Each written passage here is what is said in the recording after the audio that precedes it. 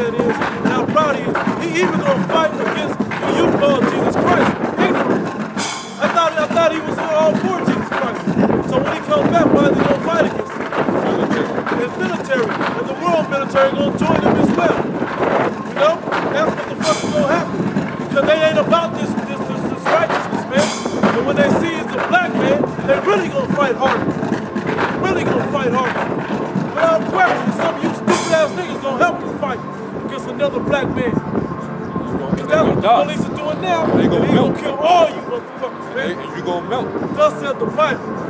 We gonna read where it says that. This is Revelation chapter 17, verse 13. These have one mind and shall give their power and strength unto the beast, which this beast is talking about the so-called white man system. His military, you know, his political structure, his power, man. The NATO and the EU, which is basically policing the whole world. They gonna come together and fight against the Lord when he make his second coming. You know, but you don't understand how spiritual and how man, it's gonna be mind throbbing, man. Because he's not coming back like no damn. He ain't coming back to walk the earth and be all cool doing little miracles here and there, man. Like he came nice time all with that love spirit on him, trying to bring Jake together like he did the last time.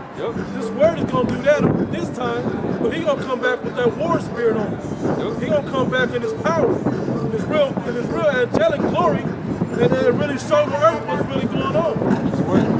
Verse 14. He shall make war with the Lamb. The beast is gonna make war with the Lamb, and we all should know that the Lamb is talking about Yahweh Shai.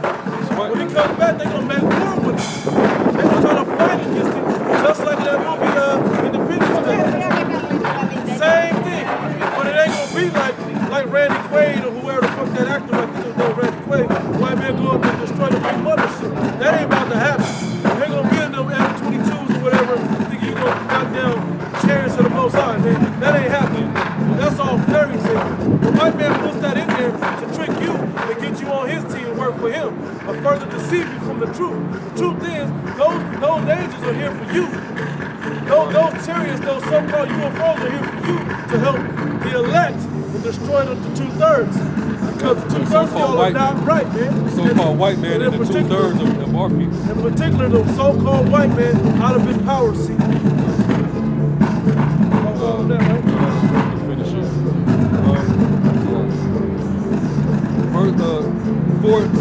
These shall make war with the Lamb, and the Lamb shall overcome them. And the Lamb is going to overcome you and get the victory over you. For he is the Lord of lords and the King of kings, and they that are with him are called and chosen and faithful.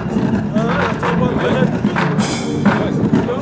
You're going to make war against the elect of Israel and the Lord himself. Especially when they see the black man, so you just need to understand something. If they ain't gonna reverence the Lord, the face of the Lord, when you go to Revelation, the first chapter, it explains that he's a black man. If you can have eyes to see and ears to hear that, you're gonna see that that's what it is. Another one I wanted. When you see that he's a black man written in the scriptures, he don't fight against him, man, because he don't like you black-faced niggas, man. He hates you niggas, man. And that ain't ever gonna change. He hates you Latinos and natives as well. So don't think you got an easy seat either. You better click up with your brother, the rest of your tribe, and you fuck around. Eventually, they gonna have no choice anyway. The devil gonna storm on all of you, and you ain't gonna have no choice but to turn to each other. That's why the Lord is gonna bring the race rights. You know, Jacob and Esau can finally have that word out, man. Esau and Jacob gonna scrap. That's basically what it's gonna be in a nutshell, man. Two brothers that hate each other, scrapping, man. Scrapping to the death. That's what it's gonna be, man. And Esau gonna get the better hand of you in the beginning. Because he gonna kill a lot of you niggas off like he's doing now. And he gonna keep doing it. You know?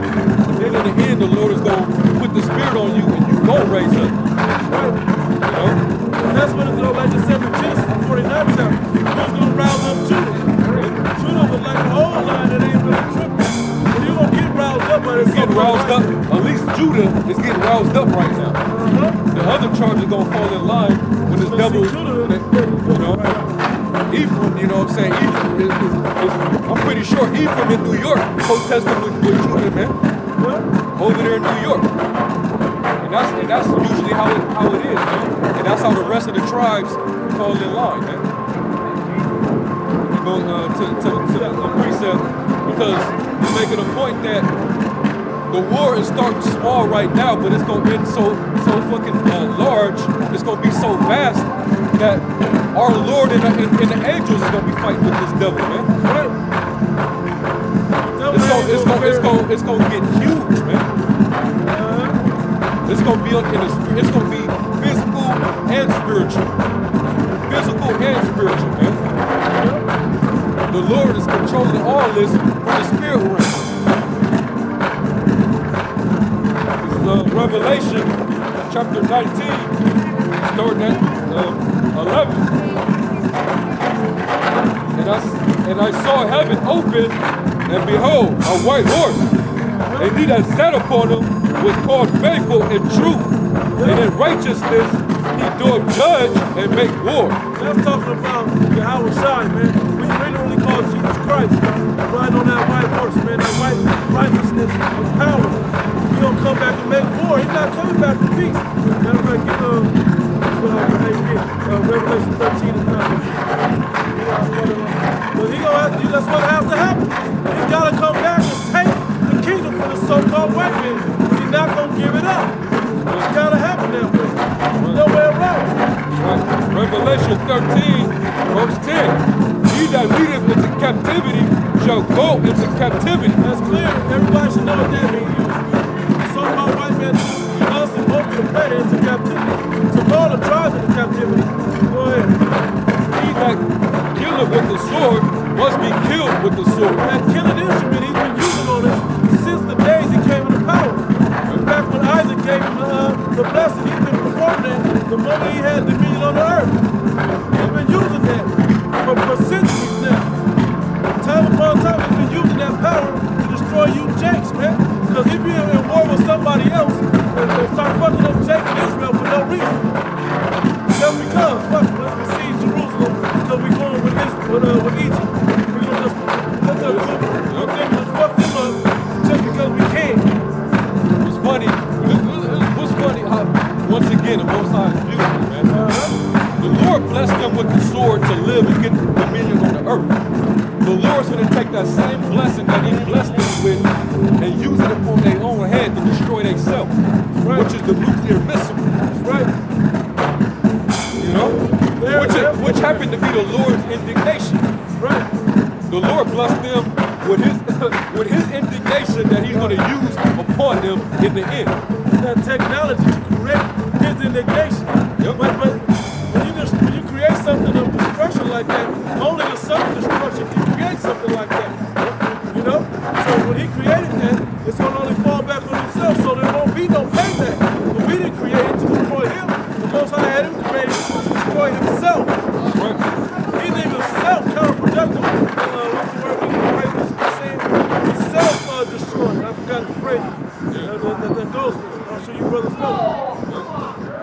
It says, he that killeth with the sword must be killed with the sword. He that killeth with the sword must be killed with the sword. His own sword. Keep going. Here is the patience and the faith of the saints. Here is the patience and the faith of the saints. But there's a job that must be done between now and then. If you ain't doing that job, you'll get wrapped up and killed by that same sword that he's killing with already. And when he gets killed with it, you're gonna get caught up in that if you ain't of the elect. Because if you ain't of the elect, that means you're doing some wickedness to big up that beast. It said this is the patience and the faith of the saints, man. Really, if you don't believe that this devil's gonna go into captivity and get taken out by the sword, then you're not a saint, man. Straight up. You're not even a saint, man. That's why the elect is gonna have faith to believe that this devil is gonna go down. Right. You know? Right. The word patience breaks down to the word suffering. You gotta sit back and suffer through this shit until the time comes where he rise you up and give you the right spirit on you to go and take the kingdom from the so-called white man.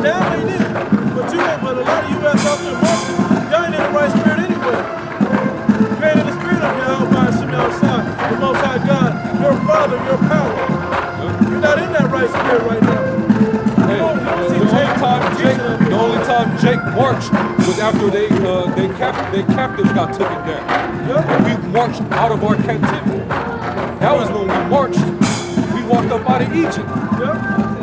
We wasn't marching for peace in Egypt when we was serving hardcore bondage. We marched out of Egypt when the Lord took the demons down, man. And me and man March was just numbering you stupid ass people. And 60 civil rights was just measuring you stupid ass people. Back in Revelation chapter 19 verse 11. And I saw heaven open, and behold, a white horse, and he that sat upon it called Faithful and True. And in righteousness he doeth judge and make war. I'm talking about the Lord coming back in that so-called white man called UFO, but it's the chariot of the Most High. The biggest, it's gonna be the biggest chariot. You know what I'm saying? That the Most High had created, man. And he's coming in that chariot. Right? I'm gonna read on. And it says, his eyes was a flame of fire, and on his head were many crowns, and he had a name written that no man knew but himself. You know, and to break that down, there's some IUIC crowns, they like to get ignorant when you read that. You know, they think that we don't know the name of the Lord, and because that's a prophecy that nobody knew his name but himself. But the Lord said that he was going to make it manifest to the men that he chose. He had been made to manifest his name back when he was on the scene. And those same crowns, all those crowns he was wearing, was from the rulerships of all these other nations of the kingdom. And all the other, and that's what I said. All the world don't know his name like that. That's why I said no man knew. The whole world don't know his name. But his elect have his name. His elect, and when you go down to those men that's in the church, most of them don't know the name. But at Great Millstone, when we got to the Great Millstone, we do know the name. We are taught the name and why it is the name, and what the name means and everything else, and the proper perspective and language. And that's a whole nother, you know, that's another thing. Even gonna go into that, man. But that's the point, though. Right. Most men do know that name. Right. Verse 13. And he was clothed with a vesture dipped in blood. And his name is called the Word of the Most High. That vesture dipped in blood is because he's slaying and killing y'all, man. He's going through with killing. Everything he's talking about him returning is death, man, and killing. Coming back to make war, coming back with indignation, righteous anger. That's nothing peaceful and nice. That's not all love. So get out of that all love spirit, Jay. You're getting killed right before your eyes.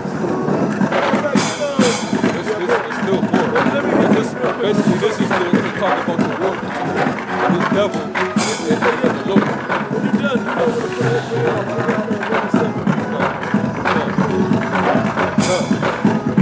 Verse 13. And he was clothed with a vesture dipped in blood, and his name is called the Word of the Most High. Why was this vesture dipped in blood? Why did John the Revelator